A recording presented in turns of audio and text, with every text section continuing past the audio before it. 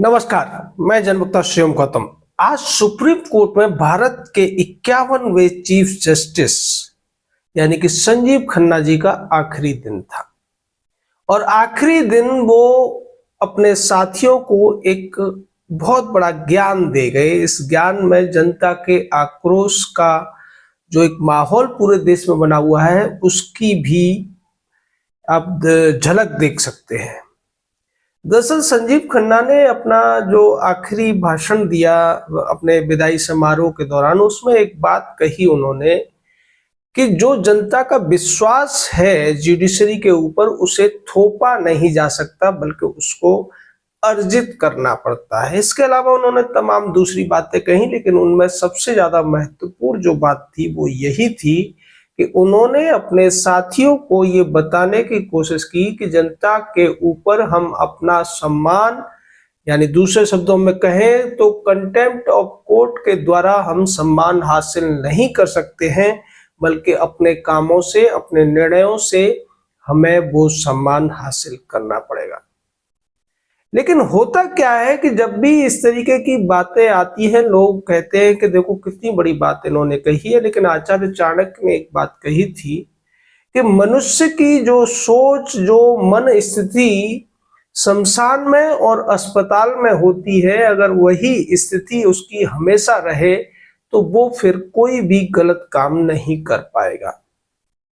वही बात दूसरे शब्दों में उन्होंने कही थी कि असक्तस्तु भवेत् साधु, यानी कि जो व्यक्ति कुछ नहीं कर सकता है वो बाबा बन जाता है। वो कहता है मैंने संन्यास ले लिया है।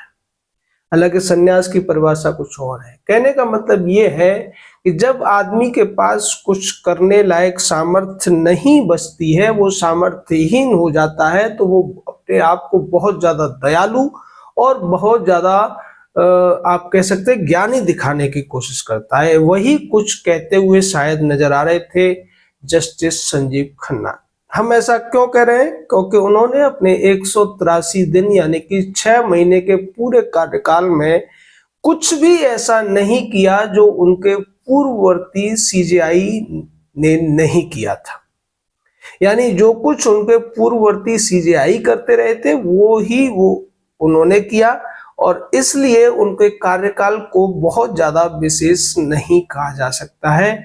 जो छाप वो पूरे देश में अपनी छोड़ सकते थे वो नहीं छोड़ पाए। उनके सामने एक बहुत बड़ा भ्रष्टाचार का मामला आया था। भ्रष्टाचार का मामला तो सीजेआई चंद्रचूड़ के सामने भी आया था, जब उनके कार्यालय के एक जो रजिस्ट्रार उनका होता है उसने एक फैसले को वकील को पढ़वा दिया था, तो उन्होंने वकील को तो डांट लगाई थी और अपने रजिस्ट्रार को चैम्बर में ले जाकर डांट लगाई थी, जबकि अगर वो चाहते तो उसको सस्पेंड करके जुडिशरी में जो जुडिशियल ऑफिसर्स का जो अदालत के अधिकारी होते हैं, पेशकार से लेकर अर्दली तक जो होते हैं, उनका जो भ्रष्टाचार है उस पर एक करारा प्रहार कर सकते थे। लेकिन चंद्रचूड़ का पुराना इतिहास रहा था, इसलिए उन्होंने ऐसा कुछ नहीं किया। लेकिन संजीव खन्ना के बारे में कहा जाता था कि वो ईमानदार जजों की श्रेणी में आते हैं। अगर ऐसा था तो फिर इनके पास एक बहुत बड़ा मौका था, जो हाई कोर्ट, सुप्रीम कोर्ट के जजों के भ्रष्टाचार पर एक कड़ा प्रहार हो सकता था। यशवंत वर्मा का मामला जब आया था तो उन्होंने अपने कॉलेजियम के माध्यम से उसको पहले दबाने की कोशिश क्यों की थी? क्या तब उन्हें ये बात याद नहीं रही थी कि जनता का विश्वास थोपने से या डराने से नहीं बल्कि अच्छे काम करने से अर्जित किया जाता है? वो शायद भूल गए थे कि उन्हें कुछ दिनों बाद रिटायर भी होना है और रिटायर होके आम जनता के बीच भी जाना है। अब जब भी वो कहीं नजर आएंगे किसी सेमिनार में, किसी सभा में, तो उनसे ये सवाल भी उठ सकता है कि संजीव खन्ना साहब, आप जब सीजेआई थे तो यशवंत वर्मा के मामले में आपने इतनी ढिलाई क्यों बरती? उस व्यक्ति को तभी इस्तीफा देने के लिए आपने क्यों नहीं कहा? एक हफ्ते तक आपने उस पूरे मामले को दबाने की कोशिश क्यों की? और एक हफ्ते बाद भी आपने मीडिया से ये क्यों कहा कि आप अफवाहें न फैलाएं और बाद में जब उस व्यक्ति के घर पर जले हुए नोटों के वीडियो सामने आने लगे तब आपने एक इन हाउस पैनल गठित किया। उसने जब अपनी रिपोर्ट दे दी और फिर जब आपने यशवंत वर्मा से कहा कि आप इस्तीफा दे दीजिए तो यशवंत वर्मा ने आपको आपकी हैसियत भी दिखा दी। उसने बता दिया कि भारत का सीजेआई भी किसी भी हाई कोर्ट या सुप्रीम कोर्ट के जज को इस्तीफा देने के लिए बाध्य नहीं कर सकता है।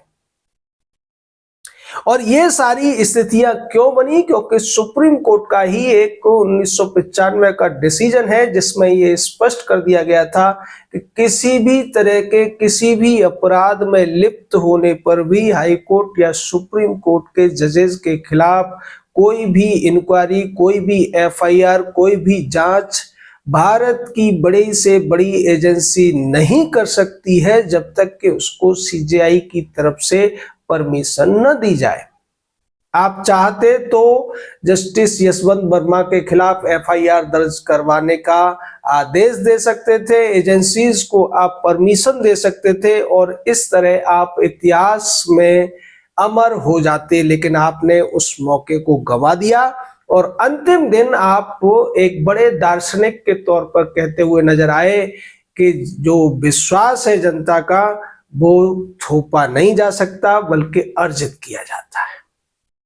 एक और केस है जिसमें आपके पास मौका था कि आप भ्रष्टाचारियों के साथ देने की बजाय ईमानदारी के लिए एजेंसियों का साथ देते, लेकिन आपने अरविंद केजरीवाल को जमानत देते समय जिस तरीके से उसके प्रति हमदर्दी दिखाने की कोशिश की और उसको चुनाव लड़ने के लिए स्पेशल बेल दिया गया, उसकी लंबी सुनवाइयां की गई और उतने समय में आप देश के आम जनों के बहुत सारे मामलों को सुन सकते थे, उनका निर्णय दे सकते थे, लेकिन आप वो सब करने में भी फेल हुए। यानी कि आपने अपने 6 महीने के कार्यकाल में आपके पास जो 2-3 बड़े मौके आए थे उन मौकों को सही तरीके से नहीं बुनाया, अन्यथा आप इतिहास में अमर हो जाते। आप भी अन्य जो आपसे पहले 51 सीजेआई हुए हैं उसी तरीके से, और खासकर जब से यह कॉलेजियम सिस्टम इस देश पर थोपा गया है तब से जो सीजेआई आए हैं उनमें से ही एक हैं जिन पर तमाम तरीके के आरोप लगते रहे। आपकी जो नियुक्ति हुई थी सुप्रीम कोर्ट के अंदर वो भी सवालों के घेरे में थी, क्योंकि आपको जब नियुक्त किया गया था तो आपसे 33 हाई कोर्ट के जज सीनियर थे, लेकिन आपको आपके जो संबंध है या आपकी पता नहीं किस वजह से, हमें नहीं पता कि उसके पीछे कारण क्या था, कि आपको तत्कालीन जो सीजेआई थे रंजन गोगोई, उन्होंने 32 जजों से 33 जजों से आपको ज्यादा प्राथमिकता दी। इसके पीछे के कारण क्या है ये तो भगवान ही जानता है, क्योंकि उन कारणों की जांच तो सीबीआई भी नहीं कर सकती। कॉलेजियम ने जिस तरीके से ये सिस्टम बना रखा है, और इसको लेकर हमने एक बड़ा लंबा वीडियो भी बनाया था कि आज की डेट में जो सुप्रीम कोर्ट में जजेस बैठे हुए हैं इंक्लूडिंग सीजेआई, उनमें से केवल एक जज ऐसे हैं जो सीनियरिटी के हिसाब से सुप्रीम कोर्ट में सही तरीके से नियुक्त हुए हैं, और वो है अभय श्रीनिवास ओका। अन्यथा ज्यादातर जजेस 1, 2, 5, 6 यहाँ तक के 50-50 लोगों को बाईपास करके सुप्रीम कोर्ट में पहुंचा दिए गए हैं, और उनमें से ज्यादातर जो बाईपास करके जज बनाए गए हैं वो आगे चलकर भारत के सीजेआई बनने वाले हैं, क्योंकि ये सब जानबूझ के किया जाता है। 52वें सीजेआई बीआर गवई भी उसी तरीके से है, वो भी कई जजेस को बाईपास करके आए थे। उनके बाद जो अगले सीजेआई बनेंगे उनके ऊपर तो भ्रष्टाचार के आरोप पेंडिंग है पिछले 12-13 सालों से, और जस्टिस संजीव खन्ना के पास ये मौका भी था कि वो चाहते तो आने वाले 53वें सीजेआई सूर्यकांत के खिलाफ जो कॉलेजियम ने भ्रष्टाचार के मामले दबाकर रखे हुए हैं उनकी जांच करवा सकते थे, उनकी सत्यता की जांच करा सकते थे। हम नहीं कहते कि वो जो आरोप है वो पूरी तरह से सच है, लेकिन जब तक जांच नहीं होती है तब तक आप उनको कैसे खारिज कर सकते हैं। अब यही चुनौती बी आर गवई के सामने भी रहेगी।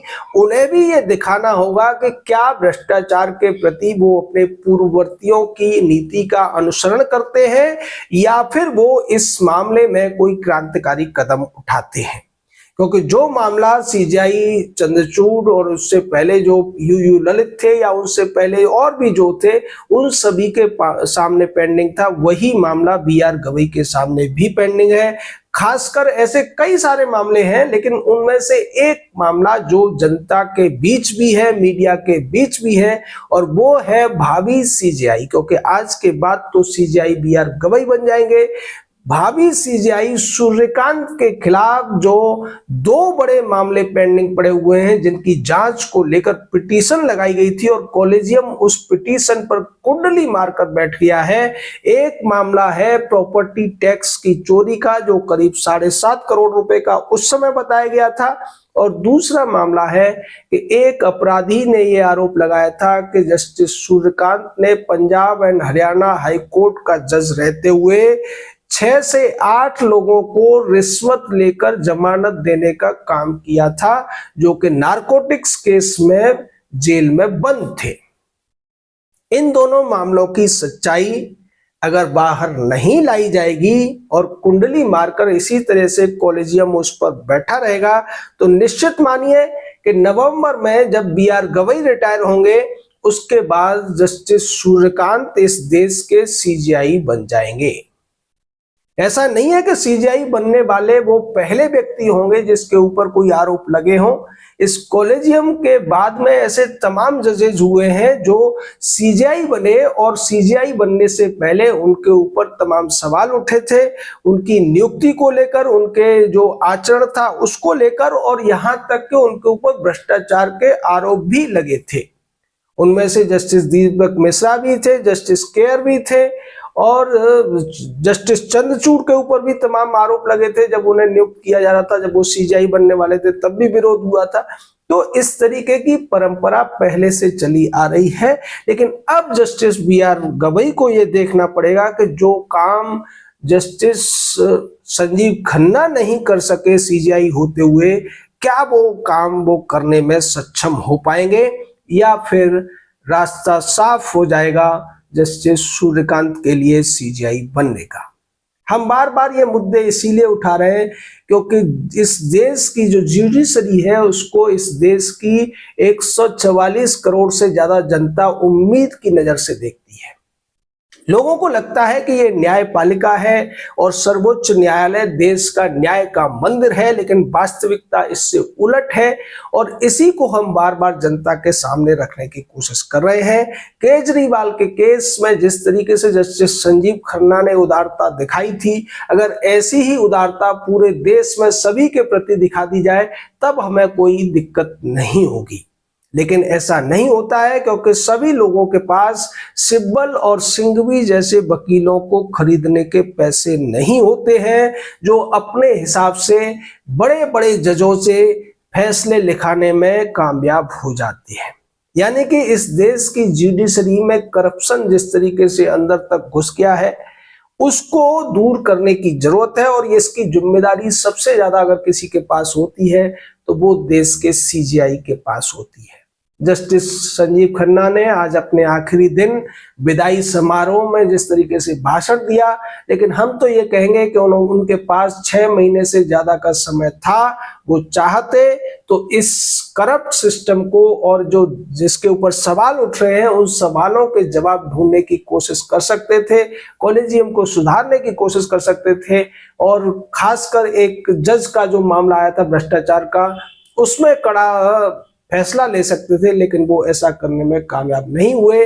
अब देखना यह है कि बी आर गवई क्या इस तरीके से कुछ कर पाएंगे, या वो भी उसी परंपरा का पालन करेंगे जिसका पालन संजीव खन्ना ने किया है। जय हिंद, जय भारत।